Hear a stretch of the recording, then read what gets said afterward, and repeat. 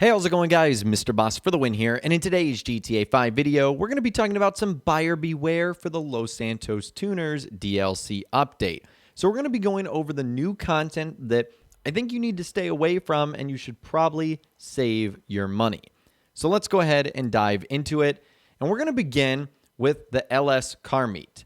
So I actually think there's no buyer beware here. The only thing I would warn you is with the reputation, you're going to unlock a lot of items, but just because you unlock those items doesn't mean you get them for free. You still have to pay for them. So don't get it mistaken. Just because you unlock them, they are not there for free. Other than that, not much buyer beware. $50,000 does get you a lot of new content. So I don't really see any issues there. As far as the auto shop goes, the new property that you can purchase and customize, a little bit of buyer beware here.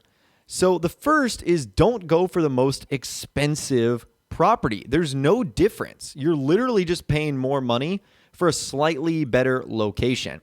And because some players are probably going to think there is a difference in the price other than location, there's going to be a ton of people there, which means you're going to probably run into griefers. It's going to be overcrowded. I just simply wouldn't do it. So that's my recommendation. Don't spend your money on the most expensive warehouse. It just doesn't make sense. In fact, I'm sure many of you guys are watching are a Prime Gaming subscriber, and if you do, you actually get one of these warehouses for free. So you won't even have to pay anything at all if that's the case. So free auto shop, it's pretty awesome. As far as like style and tint goes, this of course is just pure customization. Same with the emblem. So if you were to spend your money on the most expensive style, tint, and emblem like I did, that's $742,000 you're throwing down the drain on simply cosmetics. So I don't think there's anything wrong with that, but it is just customization. So be careful. Now, one thing I would not end up getting, and I made this mistake, do not get the staff members. They are worthless. If you get both, this is $770,000. So here's my gripe with the staff members. They're just terrible. So not only do they take about 10 minutes to deliver a car, but they also deliver the car in a banged up state. So when I used the delivery staff service for the first time, I only received about $43,000 instead of $60,000, which you can very easily do yourself. So it takes a lot longer and they do a worse job. Now, I get the argument here. You do this so you have a hands-off approach, but it really just isn't worth it. And I don't think you're going to get your money back here because 2 staff members like I got were $770,000. It's going to take me ages to get my money back at that rate. They're just not worth it. Now, the extras, I actually do believe that they are worth it to have the extra car lift because this will allow you to have another vehicle that you can go ahead and basically source and make extra money. That's not too bad. And I do like the personal quarters because spawning in there is quite convenient, as well as a place to change your clothes and weapon loadout. So that's pretty much it. And then obviously membership down at the bottom, that's a no-brainer. But staff members, man, not good. And just be careful with the cosmetic stuff because you can really like load yourself up on a good bit of money there. So those are the buyer beware for the auto shop. Now, as far as the 10 new vehicles that have been added to GTA Online, I have a little bit of buyer beware in multiple different categories. The first category is if there's a trade price, wait for it. Now, I understand that the trade prices are tied to reputation, but they do make a big difference. They're 25% off. Like, just look at the Dinka Jester. It's almost $2 million, but that trade price brings it down to $1,477,500. That's a whole lot better. And then if we go over to Southern San Andreas Super Autos, all the vehicles have trade prices. The Vapid Dominator suddenly becomes $915,000. The Karen Futo GTX suddenly becomes $1,192,500. The Anus Remus becomes $1,027,500. The Karen Calico becomes $1,496,250. The Volcar Warner becomes $954,000, and the Dinka RT3000 becomes $1,286,250. So long story short, the trade prices are your best friend here, and I know that might not be the sexy option because you want the vehicles now and you want to upgrade them, but it's going to save you a ton of money in the end. Millions of dollars if you just wait or unlock the trade price. And some of these vehicles, like the Annis Remus, this is the prize ride right now. So as far as the Annis Remus goes, I would say this gets the buyer beware sticker simply because in 3 days, you'll unlock this for free. So why buy it right now? Just be a little bit extra patient. And we don't know what other types of vehicles are going to be added to the prize ride. So be patient here as far as just jumping aboard and spending all your money. Now, if you wanted to buy all these vehicles for their customization, their cool factor, their car show ability, I would certainly not blame you. All the vehicles are fantastic in those categories. But if you are looking for vehicles that are good performance-wise, I have a couple that I think are the best. One from Legendary Motorsports site and one from the Southern San Andreas Super Auto site. From Legendary Motorsports site, it's the Jester Rr.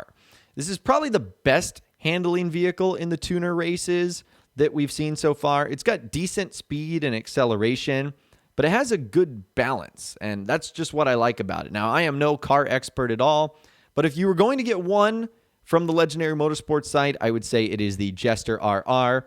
And from Southern San Andreas Super Autos, the Calico GTF, this is an unbelievable vehicle. It's so easy to drive and win races.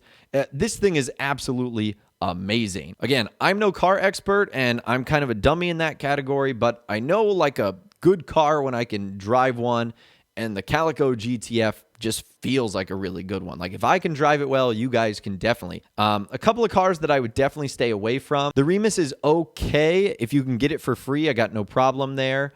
The RT3000, the ZR350, the Futo GTX, and the Warner HKR, I have just not had great luck with performance-wise in like the first day that I've had it. And then the Euros and the Dominator, I haven't had a lot of time with those either.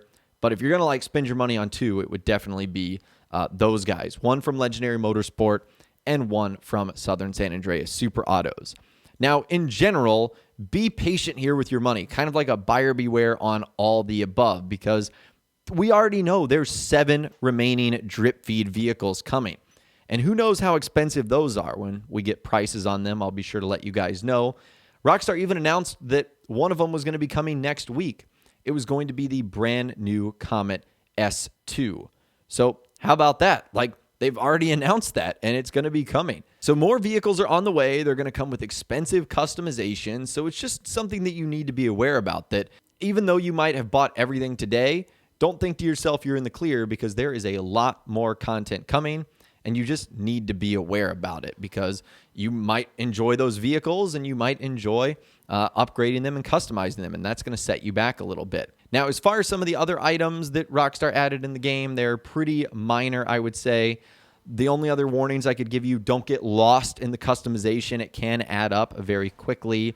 The clothing items, just be careful with that. The hairstyle, nothing that's not expensive at all. And a lot of the other stuff that was added was really just cool features. And really, there's like lots of ways to make money, which we'll actually talk about in a separate video coming up shortly, maybe tomorrow or something like that. But really, that's my buyer beware, the things I believe you should stay away from here, and which cars I think are worth it, which ones are not worth it. And remember some of my money-saving tips from a previous video. You don't have to buy everything. You can share the load with your friends and crew members. And there's even the ability to test out rides in the Los Santos car meet, including one of the new ones that's coming out next week. So you should have no excuse as far as being able to test some of the cars before you buy them.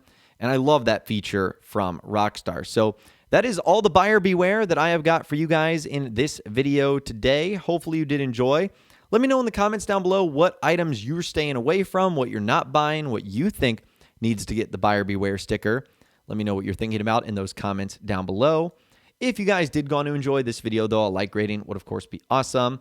And be sure to subscribe to my YouTube channel if you are new, or you want to stay up to date on all the latest GTA and Los Santos Tuner DLC videos that I'm doing here on my channel. And be sure to ring that notification bell as well. Sometimes YouTube just doesn't work, and if you ring that bell, you'll always be guaranteed to be notified when new videos arrive. But of course, as always, guys, thank you all so much for watching. Take care, and I'll see you guys in the next video.